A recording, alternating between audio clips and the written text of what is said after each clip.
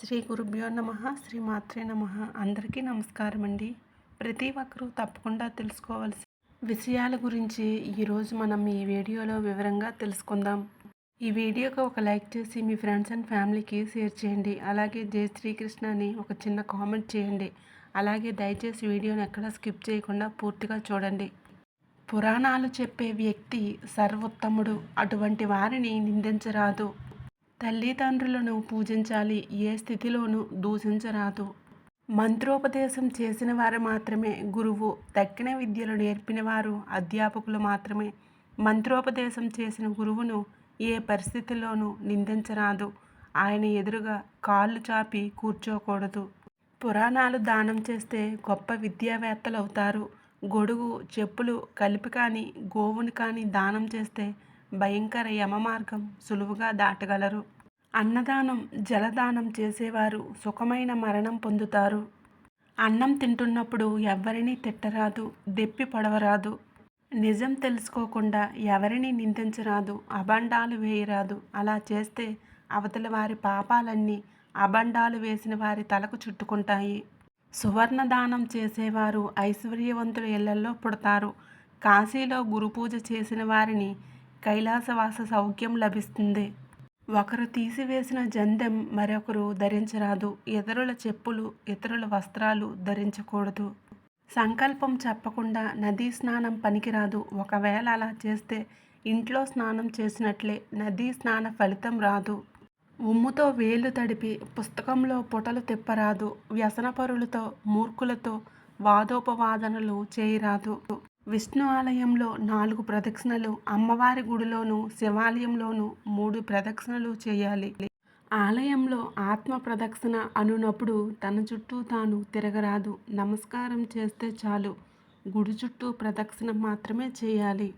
నవగ్రహ ప్రదక్షిణ పూజ అనంతరం తీర్థ ప్రసాదాలు స్వీకరించవచ్చు. తిట్టుకుంటూ ఏదో ఆలోచనలు చేస్తూ వంట చేయకూడదు. మీరు చేసే ఆలోచనలు అన్నీ ఆ భోజనంలోనికి చేరి ఇంట్లో వారిపై ప్రభావం చూపిస్తాయి. తలపై చేతులు పెట్టకూడదు. తలపై మునివేళ్లతో గోకకూడదు, రుద్దకూడదు.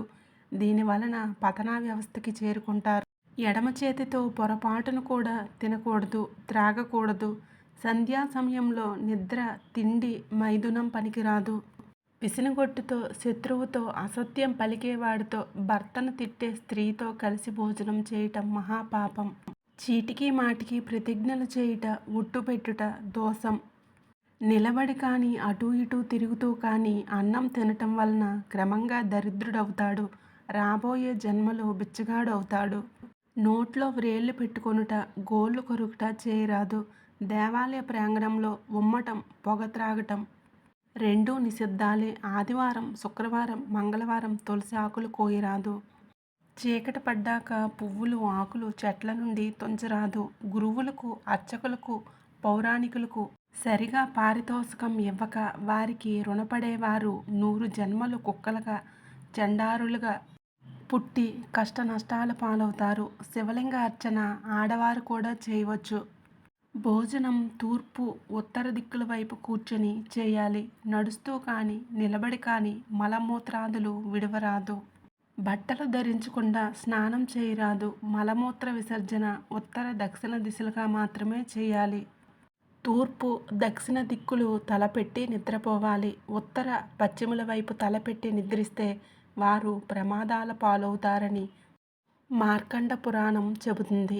దేవాలయాల్లోనూ గోశాలలోనూ మూత్రాదులు విడవరాదు.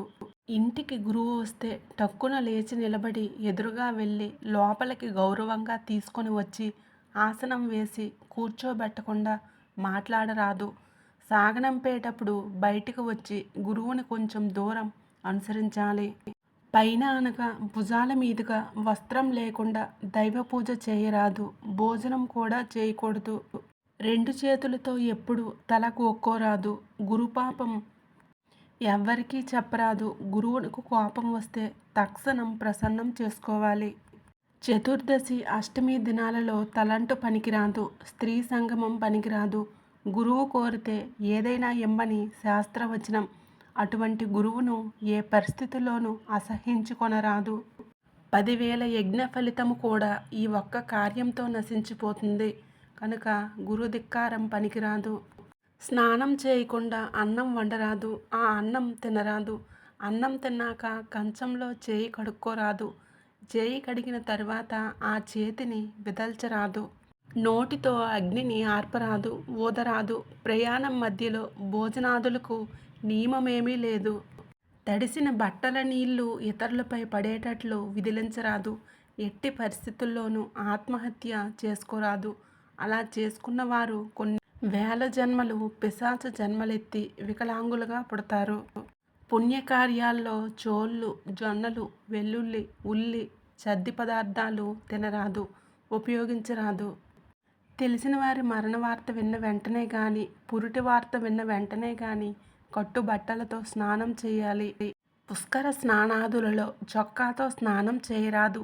ఏకాదశి నాడు ఎన్ని తింటే అన్ని పురుగులు తిన్నట్లు లెక్కని శాస్త్రవచనం. కావున అన్నం భిన్నం చేసుకొని తినాలి. ఒక్క నిర్ణీత ఏకాదశి అనగా జ్యేష్ఠ ఏకాదశి నాడు మాత్రం పలహారం కూడా పనికిరాదు. 60 సంవత్సరములు దాటిన వారికి, 11 సంవత్సరముల లోపు వారికి ఈ నియమం వర్తించదు. అనారోగ్యవంతులకు ఈ పై నియమాలు ఏమీ లేవు. కూర్చొని తొడలు, కాళ్ళు ఊపరాదు. అలా ఊపినవాడు వచ్చే జన్మలో కుంటివాడై పుడతాడు. ఉమ్ము మాత్రం తూర్పు పడమరగా వేయరాదు. శివపూజకు మొగల పువ్వు పనికిరాదు. ఒకేసారి నీళ్లు, నిప్పు 2 చేతులతో గాని, ఒకే చేత్తో గాని పట్టుకెళ్ళరాదు. నిద్రపోతున్న వారిని అనవసరంగా లేపుట, పురాణ కథలు జరుగుతున్నప్పుడు విఘ్నం కలుగు చేయుట, భార్యాభర్తలను విడదీయుట, తల్లిని బిడ్డను విడదీయుట బ్రహ్మహత్య పాతకాలతో సమానం. వేలాపాలా లేకుండా నిద్రించే వారి విషయంలో వర్తించదు. చిన్నపిల్లల్ని చూడ్డానికి వెళ్ళేటప్పుడు, అనారోగ్యవంతుల దగ్గరికి వెళ్ళేటప్పుడు, గుడికి వెళ్ళేటప్పుడు, గురు దర్శనానికి వెళ్ళేటప్పుడు, పురాణం వినడానికి వెళ్ళేటప్పుడు ఒట్టి చేతులతో వెళ్ళరాదు. ఏదో ఒకటి సమర్పించుకోవాలి. ఎంగిలి నోటితో గురువుతో మాట్లాడరాదు. ఎంగిలి చేత్తో ఏ పదార్థాన్ని చూపించరాదు. నిద్ర నుండి లేవగానే ముందుగా అరచేతులను దర్శించి వామన నామస్మరణ చేయాలి. పాచిముఖంతో అద్దం చూసుకొనరాదు. హారతి ఇచ్చాక దేవునిపై నీరు చల్లాలి. హారతి ఇచ్చే పాత్రపై కాదు. తీర్థం తీసుకున్నాక ఆ చేతిని కడుక్కోవాలే తప్ప అరచేతి తలపై రాసుకొనరాదు. స్నానం చేశాక శరీరం తుడుచుకొని తడి పొడి టవలు కట్టుకొని పూజ చేయరాదు. పూజా మందిరంలో ప్రవేశించరాదు. శుభ్రమైన వస్త్రాలు పూజకు ధరించాలి. ఉపవాసం ఉన్నప్పుడు, జాగరణ చేసినప్పుడు పరుల దోషాలు తలుచుకోరాదు. శివాలయంలో నందికి దగ్గరగా దీపారాధన చేయరాదు. కొంచెం దూరంగా ఉంచాలి. తల వెంట్రుకలతో కూడిన అన్నం పండితులకు, గురువులకు పెట్టరాదు. సాధ్యమైనంత జాగ్రత్త వహించాలి. పొరపాటున అన్నంలో వెంట్రుకలు వస్తే అవి తీసివేసి మళ్ళీ వడ్డించి నెయ్యి వెయ్యాలి. అన్నం తినేటప్పుడు కంచానికి బాగా దగ్గరగా కూరలు, మజ్జిగ మొదలైనవి ఉన్న పాత్రలు పెట్టరాదు. మనం తినేటప్పుడు ఎంగిలి ఆ పాత్రలలో పడితే ఆ పదార్థాలన్నీ మరొకరికి వడ్డిస్తే వారికి యముడు మలమూత్రాదుల ఆహారంగా ఇస్తాడు. తరచుగా కాలినడకన పుణ్యక్షేత్రాలు దర్శిస్తే మంచి జన్మలు కలుగుతాయి. దీనిని కాయిక తపస్సు అంటారు. గురువునకు ఉపదేశ సమయాలలో కానీ, పురాణాదులు వినేటప్పుడు కానీ పాదాలు ఒత్తితే 7 జన్మల పాపాలు తొలగుతాయి. గురువుగారి బట్టలు ఉతికి ఆరవేసిన వారికి 3 జన్మల పాపాలు తొలగుతాయి. మంత్రోపదేశం చేసిన గురువు ఆజ్ఞ పాటించే వారికి ఏ పాపమో అంటదు, పునర్జన్మ ఉండదు. ఇది తప్పక పాటించవలసిన ముఖ్య పవిత్ర నియమం. దీనికి సాటి మరొకటి లేదు. పరాశుర సంహితలో ఈ విషయాలు ఉన్నాయి. ఎక్కువగా వేడిగా, ఎక్కువగా చల్లగా ఉండే పదార్థాలను స్వీకరించరాదు. అష్టమి, పూర్ణిమ, చతుర్దశి కాలంలో స్వయం పాకం దానం చేస్తే అన్నపానాలకు ఏనాడు లోటు ఉండదు. భోజనం చేసిన వస్త్రాలు ఉతికి ఆరవేయకుండా వాటితో దైవ పూజ చేయరాదు.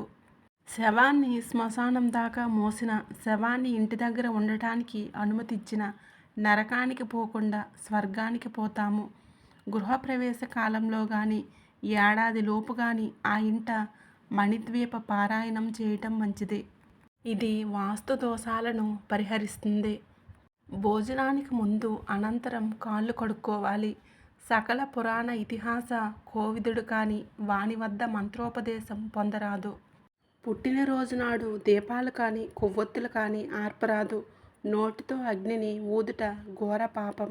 అటువంటి వారు గ్రహణపు మొర్రితో మళ్ళీ జన్మమెత్తి దుఃఖాలు పొందుతారు. తలకి నూనె రాసుకొని ఆ చేతులతో పాదాలకు ఆ నూనె జిడ్డు పులుముకోరాదు. శుక్ర శనివారం వంటి వార నియమాలు పెట్టుకున్నవారు హోటల్లో టిఫిన్లు తినుట కానీ ఆనాటి అల్పాహారాదులలో ఉల్లి వాడుట కానీ నిషేధము. ఇది ప్రయాణ మధ్యంలో ఉన్నవారికి వర్తించదు. చీటికి మాటికి యజ్ఞోపవేతం తీసి పక్కన పెట్టడం, తాళి తీసేస్తూ ఉండటం రెండు భయంకర దోషాలే. వీడియో నచ్చితే లైక్ చేయండి, షేర్ చేయండి, మన ఛానల్ను సబ్స్క్రైబ్ చేసుకోండి.